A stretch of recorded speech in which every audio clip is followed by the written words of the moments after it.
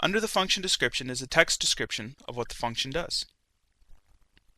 In this case, it tells us that the printr function will print information about a variable in a way that is readable to us. We are also given an example below on how to use that function. There is a lot of information on some functions, but beware, as for other functions, there can be very little or no information at all.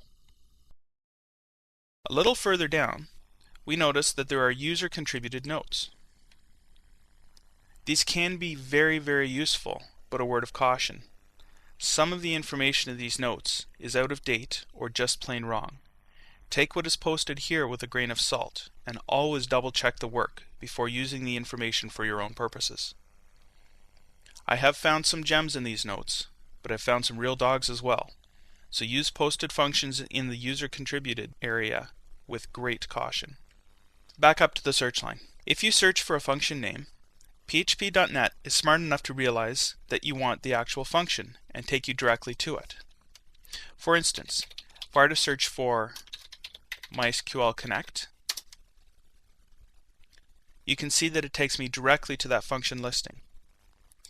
However, if I search just for MySQL, PHP.net recognizes that this is a chapter in the documentation and will take you directly to that chapter. The chapter section is a little bit different from the function listing, as you can see. The first part is information about the section, or the introduction. The second part is the requirements in order to make these functions available, in this case the MySQL functions. Directly under that are installation notes and runtime configuration, as well as a plethora of other information. Right now, you do not need to know or understand what this information means. In fact, it is unlikely you will ever need to know this information. This stuff is more for administrators and is more likely to be used at the point of compiling and installing PHP, so we're not going to focus on this at the moment.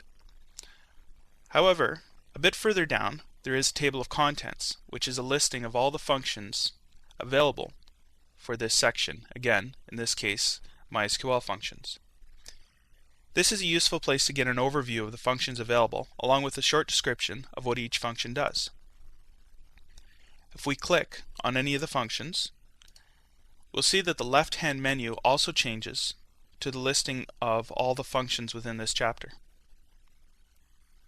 This is a quick way to flip between functions in the same chapter. A lot of functions will actually have a section called See Also, as we can see here. This is a useful list of functions that are similar or complementary to the function that we are viewing, and are linked directly to that function description. Now let's say we wanted to search for a concept, such as file uploading. We know that there is not a function to handle file uploading in general, but we also know that there is information about it on this website. If we do the search and leave function list in the drop-down, you can see that there are no actual functions to do file uploading. However, we can search the entire website by clicking on the Click Here link found below the functions. This will perform a search through the entire site, and you can see that the very first link is what we're looking for, handling file uploads. When doing this search, you can also select Whole Site in the drop-down menu when searching to perform that same search throughout the whole site, though I like to keep it just within the functions in case there's a function I will find that will do the job. You can also search online documentation, bug database, and various mailing lists, though I rarely have need to search these other areas. Next, I will cover other resources such as mailing lists and other useful PHP websites.